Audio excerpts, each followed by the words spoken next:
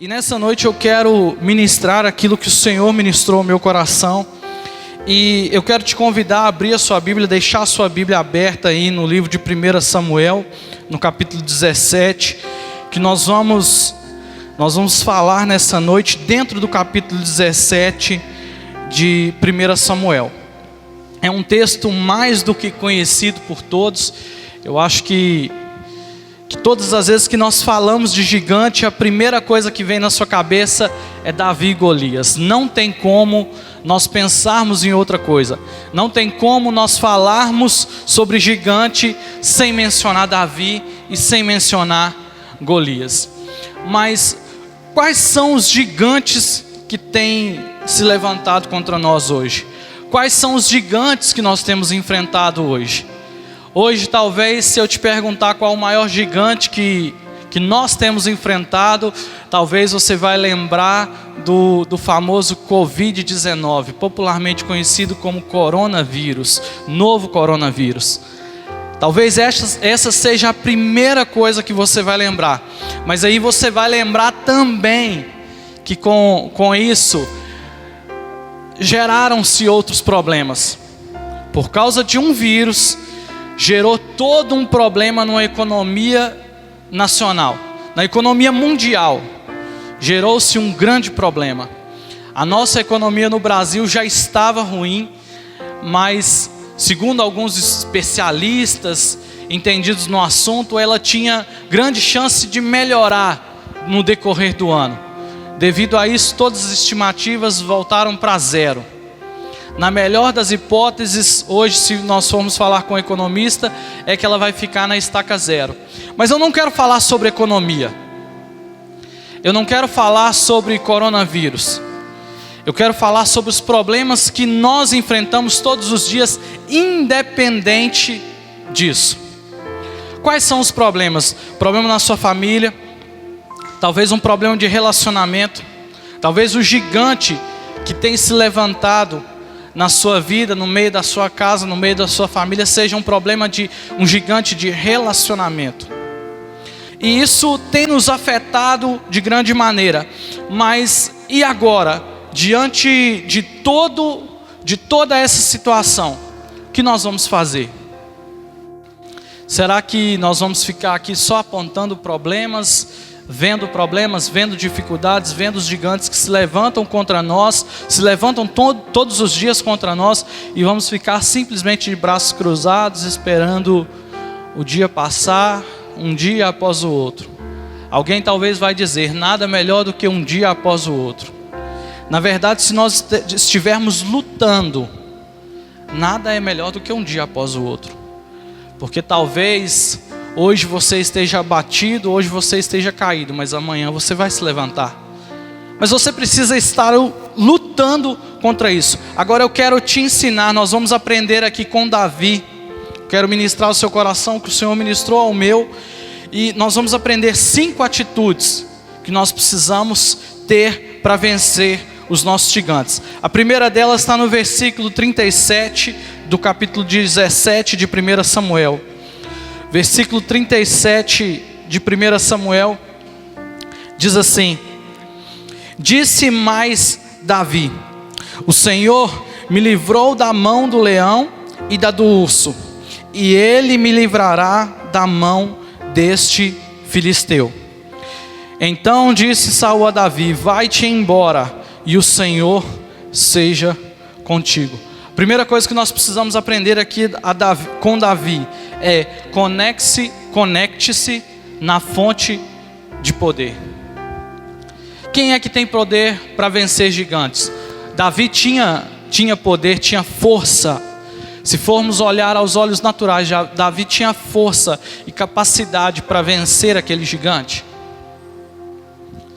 Nós estamos falando de um homem que não era só grande, mas era um homem que era especialista em batalha. Golias não era um mero rapaz grande que o exército filisteu levava para o meio da peleja para amedrontar os inimigos. Não era simplesmente isso. Porque Se nós formos estudar um pouco de anatomia, nós vamos ver que por causa do tamanho de Golias, ele era um pouco lento. Devido à sua estatura, ele era lento. Mas ele era lento pela sua estatura, mas ele era inteligente. Ele era um guerreiro preparado para aquela situação.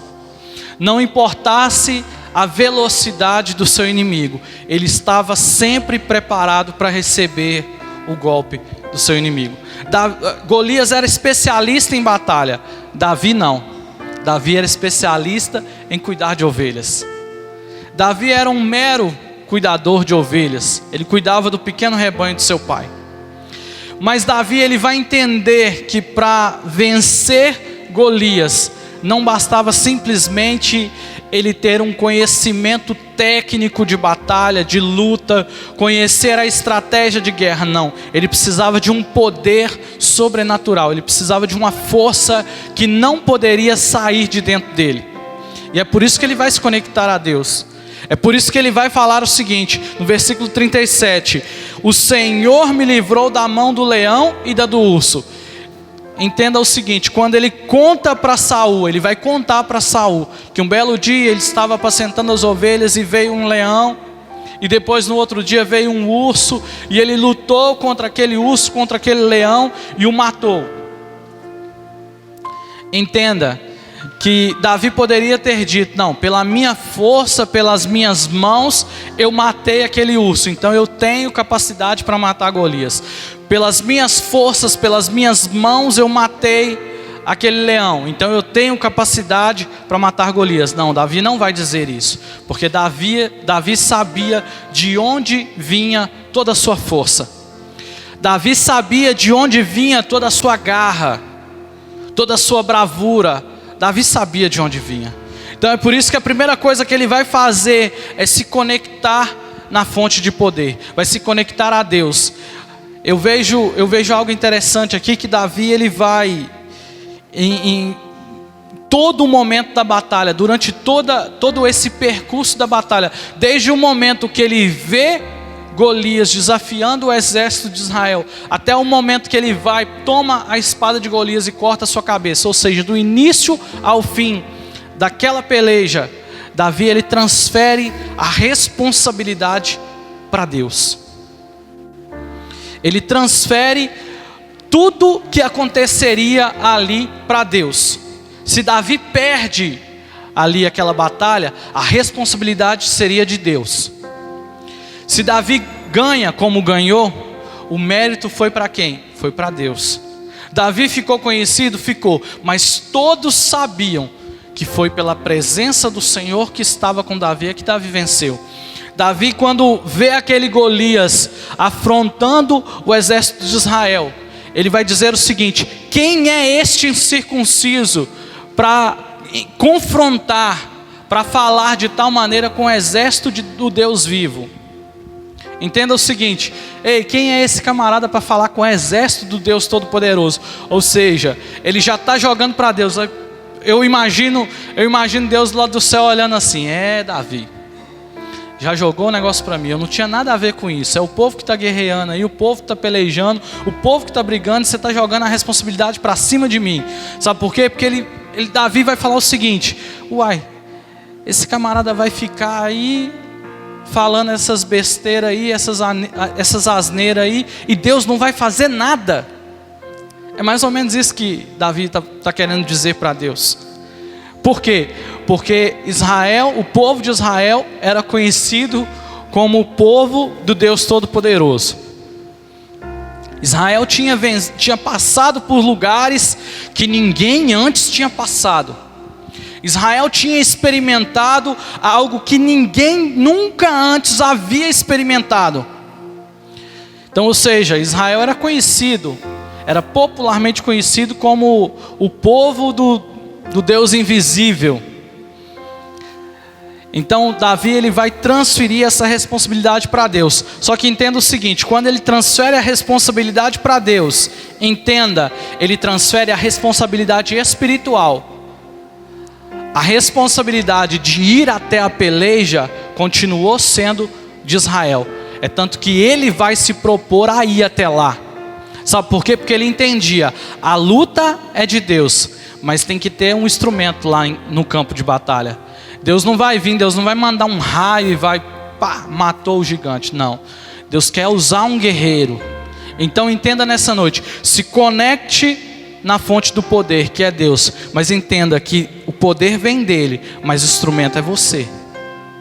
Você precisa entender que você é o instrumento de Deus, então se conecte a ele, porque o sobrenatural ele vai fazer. A segunda coisa que eu vou aprender com Davi é nos versículos 38 até o versículo 40, acompanhe comigo. E Saul vestiu a Davi das suas vestes e pôs-lhe sobre a cabeça um capacete de bronze, e o vestiu de uma couraça. E Davi cingiu a espada sobre as suas vestes e começou a andar, porém nunca o havia experimentado. Então disse Davi a Saul: não posso andar com isso, pois nunca o experimentei. E Davi tirou aquilo de sobre si, e tomou o seu cajado na mão, escolheu para si 5 seixos do ribeiro, algumas traduções vão dizer 5 pedras do ribeiro, e pôs-los no alforje de pastor que trazia, a saber, no surrão, e lançou mão da sua funda e foi-se, chegando ao filisteu. Em uma outra oportunidade que eu estive aqui mesmo ministrando sobre gigantes, eu mencionei que a armadura de Saul, ela não serve em Davi. Sabe por quê? Porque a armadura de um derrotado, ela jamais servirá para um vencedor. Eu disse isso aqui, repito nessa noite, mas existe algo importante também que nós precisamos entender: que existe a arma certa para o momento certo. Entenda nessa noite, você precisa escolher a arma certa para lutar contra o gigante. Essa é a segunda coisa que eu quero que você entenda nessa noite, que nós precisamos entender. Nós precisamos escolher a arma certa. Davi, ele vai pegar as pedras, ele vai pegar 5 pedras, e cada uma dessas pedras, eu quero trazer um entendimento nessa noite, que talvez você já tenha ouvido isso, talvez eu já vi muitas ministrações acerca dessas 5 pedras, e uma delas foi a que chamou a minha atenção, e eu anotei esses 5 pontos. A primeira pedra, a pedra do passado. Entenda o seguinte: o passado só pode servir para 2 coisas. A primeira, para te lembrar de onde você saiu e te motivar a nunca mais querer voltar para lá. E a segunda é para você trazer à memória aquilo que te traz esperança. Passado só serve para isso. Se for para qualquer outra coisa, esquece. É passado, passou. Se não for para uma dessas 2 coisas, abandona, deixa de lado. É para isso que serve o passado. Essa é a primeira pedra que nós precisamos lançar mão dela. O passado só pode servir para 2 coisas: para me trazer à memória coisas boas que vão me trazer esperança, trazer à memória aquilo que Deus fez. Sempre que nós lembramos de uma bênção que nós recebemos de Deus, aquilo alegra o nosso coração. O passado só pode servir para isso, ou para te lembrar de onde você saiu, e você entender que eu não quero mais voltar para lá. A segunda pedra é a pedra da oração. Nunca cesse de orar. Nunca cesse de orar. Davi, quando ele vai até o encontro de Golias, talvez muitas das vezes nós lemos o texto, entendemos Davi afrontando Golias. Na verdade, eu não vejo o texto, eu não vejo as falas de Davi como uma afronta a Golias. Eu vejo como uma oração, e uma oração profética para aquele momento. Quando ele diz o seguinte: hoje mesmo eu vou entregar a sua carne, o seu corpo, para os animais comerem, para as bestas feras do campo comerem, porque o Senhor vai te entregar nas minhas mãos. É uma oração profética de Davi. Davi estava clamando a Deus para que Deus o fizesse vencer. Então entenda nessa noite, você precisa se apoderar das armas certas, mas você precisa entender para que serve o passado, nunca cessar de orar, e a prioridade em honrar a Deus. O que eu disse, Davi transfere a todo momento a responsabilidade para Deus. Davi colocou Deus na frente, Davi colocou para todo mundo ver: se eu perder, a responsabilidade é de Deus, mas se eu ganhar, a honra é dele, porque é Ele. Ele é a minha força, é dele que vem a minha força, é dele que vem o sobrenatural. Então Davi, ele teve a prioridade em honrar a Deus. É transferir a responsabilidade para Deus? Sim. A responsabilidade do sobrenatural ele transfere para Deus, mas ele também transfere a honra. Ei, antes mesmo de eu lutar, eu sei que se eu vencer, a honra é dele, a glória é dele, porque é por ele, é para ele, porque foi pela força dele que eu venci. A quarta pedra é a pedra da paixão. Mas espera aí, paixão é paixão. Sabe o que eu vejo? Eu vejo um rapaz apaixonado quando ele chega no campo de batalha, ouve Golias afrontando o exército de Israel. Se você for ler o texto, você vai entender que aquela não era a primeira vez que Golias chegava até o arraial e afrontava o exército de Israel. Não, já havia 40 dias. Já tinha 40 dias que Golias estava indo todas as manhãs desafiando o exército de Israel. E eu fico imaginando, meu Deus, não tinha ninguém apaixonado ali. Teve que o pequeno Davi ir até lá, um apaixonado por Deus, um apaixonado pela presença de Deus, um apaixonado pelo nome de Deus. Porque quando Golias afronta Israel, quando Golias afronta o exército de Israel, Golias queria, sabe o quê? Destruir toda a história que havia sobre Israel. Todo aquele mito que havia, que Israel tem um Deus invisível, que é todo poderoso, que abriu o mar vermelho, que parou o rio Jordão, que fez isso, fez aquilo. Golias queria destruir tudo aquilo. Golias queria provar para todos ali que o Deus de Israel era só mais um. Era só mais um perdedor, só mais um fracassado. Mas Davi, com a sua paixão, eu fico imaginando Davi chegando no campo de batalha e ficando revoltado com aquela situação. Porque o Deus que ele havia crescido, ouvindo falar e vendo no meio do povo, no meio da sua casa, não era aquele Deus que Golias queria apresentar para o mundo naquele dia. E eu vejo uma paixão de Davi naquele momento, quando ele vai se propor a lutar. E a quinta pedra é a pedra da persistência. Você já parou para se perguntar por que Davi pegou 5 pedras, sendo que com a primeira ele matou Golias? Já parou para se perguntar? Eu um dia parei para me perguntar, por que ele pegou 5? Aí eu fui fazer uma pesquisa, encontrei inúmeras pregações de pessoas falando sobre as 5 pedras, e uma delas eu ouvi falando esses 5 pontos que eu mencionei aqui. E algo que me chamou a atenção é que um dos pregadores disse o seguinte: imagine você, Davi está lá diante de Golias, e ele está indo, rodando a funda, e está correndo em direção ao gigante. Ele tropeça e cai, a pedra solta, e aí? O que ele ia fazer? Então ele tinha mais 4 pedras. Se ele erra a primeira, ele tinha mais 4.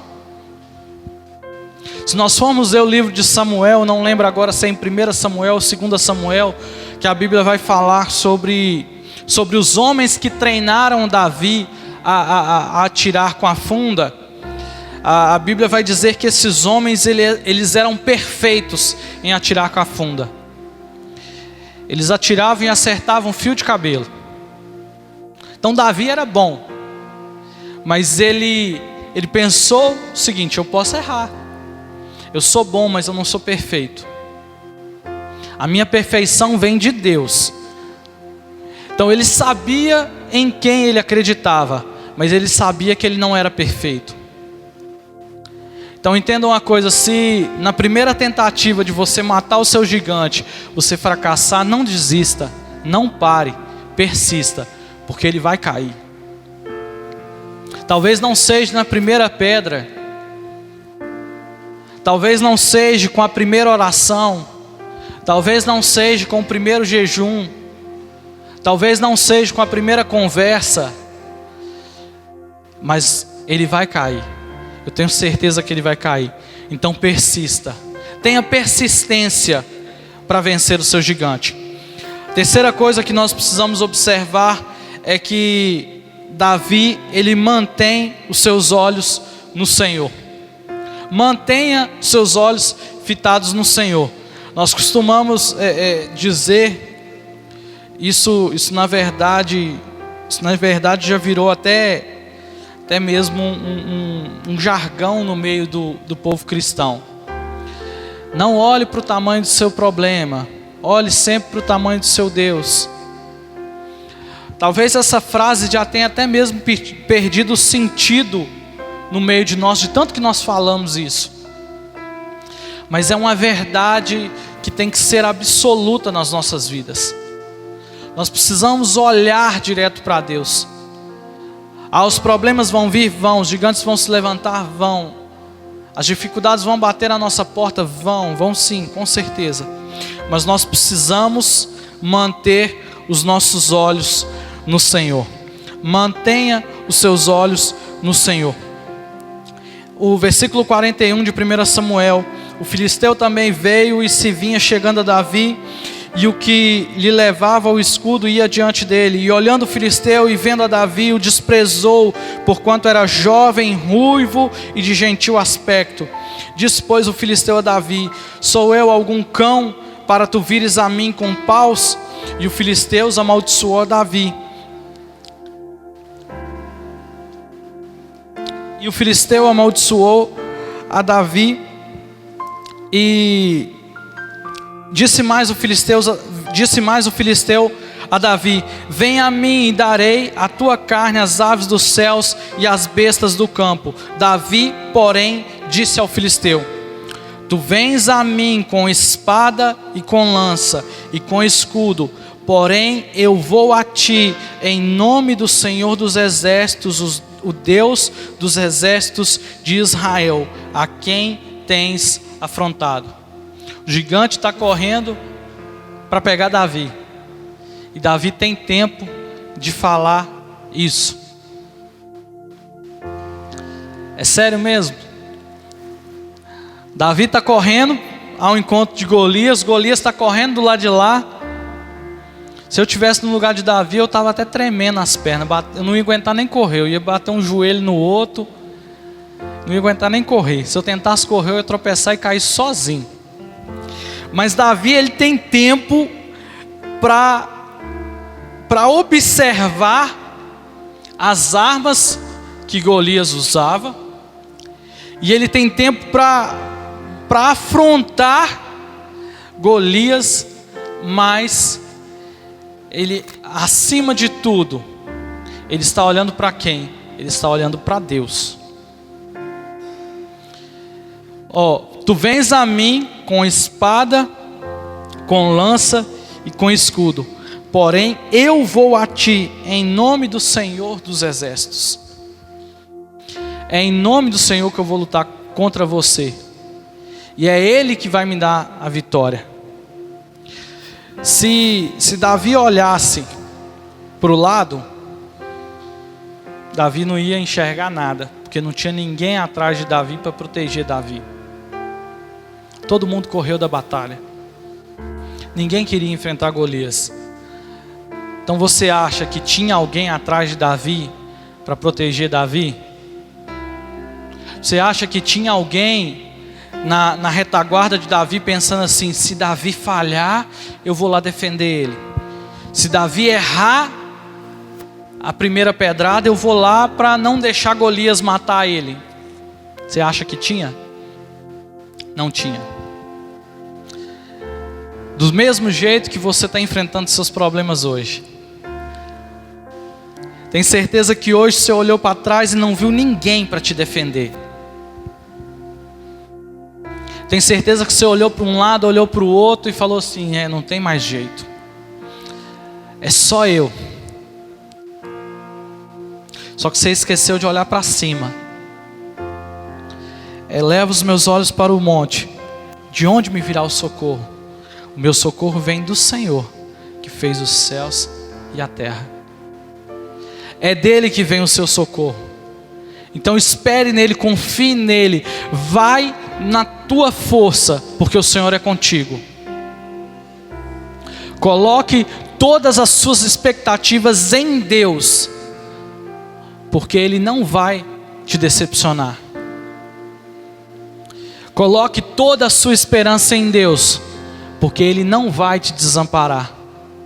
O dia mau vai vir, mas Ele vai estar com você. Mantenha o seu foco em Deus. Mantenha os seus olhos fixados nele. Davi talvez tenha olhado para trás e não viu ninguém. Olhou para um lado, não viu ninguém. Olhou para o outro, não viu ninguém. Quando ele olhou para cima, ele diz: porém eu vou a ti, em nome do Senhor dos Exércitos, o Deus dos exércitos de Israel, a quem você tem afrontado. Ou seja, Davi vai falar: você não confrontou a mim, você confrontou a Deus. E é Ele que está comigo. Então eu tenho certeza que eu vou vencer. Eu fico imaginando até Davi na hora que ele fala isso, aquela risadinha. Sabe aquela risadinha do canto da boca? Aquela risadinha escondida. Essa é a risadinha que eu imagino Davi dando para o gigante. Pensando assim: coitadinho, esse já passou, como diz alguns por aí, esse já passou dessa para melhor. Já foi. E a quinta e última coisa que eu quero te falar nessa noite, a quinta e última verdade que eu quero te ensinar nessa noite, é que Davi, ele vai atirar a pedra e vai acertar Golias. Versículo 51. Pelo que correu Davi e pôs-se em pé sobre o filisteu, e tomou a sua espada e tirou-o da bainha, e o matou e lhe cortou com ela a cabeça. Vendo então os filisteus que o seu campeão era morto, fugiram. Davi, ele sai correndo, gira sua funda, atira aquela pedra, acerta a testa de Golias. Golias cai de cara no chão. Muitas das vezes, sabe qual é o nosso erro? O gigante caiu, nós achamos que ele já está derrotado. Mas ele só caiu. Talvez você pense o seguinte: mas Davi podia ter parado por ali. Podia. Davi não era um especialista em batalha. Não era. Davi não era especialista em espada. Até então, pelas referências bíblicas que eu busquei, que eu li, não existe nenhuma referência de que Davi tinha usado uma espada antes desse dia. Então, baseado nisso, eu acredito que talvez Davi nem soubesse usar direito uma espada. E Davi poderia ter também deixado que os seus irmãos ou um dos guerreiros de Israel viesse e cortasse a cabeça de Golias. Mas Davi, ele vai lá e pega a espada de Golias Algo interessante que nós vamos observar no meio das guerras antigamente é que a pior morte para um guerreiro era morrer pela sua própria espada nas mãos do seu inimigo. Tanto que alguns guerreiros tinham o péssimo hábito de, na hora da batalha, viu que não tem mais onde vencer, viu que não aguenta mais lutar, viu que não poderia mais lutar para vencer seu inimigo, eles se atiram em cima da própria espada. Mas eles se atiram em cima da própria espada. Eles jamais deixam seu inimigo pegar a sua espada e matá-los com a sua espada. Esses eram os guerreiros antigamente. Só você ver algum filme de época, de guerra, você vai entender um pouco disso. Davi vai até o gigante, vai pegar a sua espada. Eu imagino que aquela espada não era uma espada de tamanho convencional, pelo tamanho de Golias. Mas Davi vai pegar a espada e vai matar Golias. Vai arrancar a sua cabeça e vai apresentar a cabeça de Golias como troféu. Nessa noite nós precisamos entender que quando o gigante cair, antes de cantarmos vitória, antes de celebrarmos, antes de qualquer outra coisa, nós precisamos ir lá e arrancar a cabeça do nosso gigante. Arranque a cabeça do seu gigante. Sabe por quê? Porque ele jamais vai se levantar.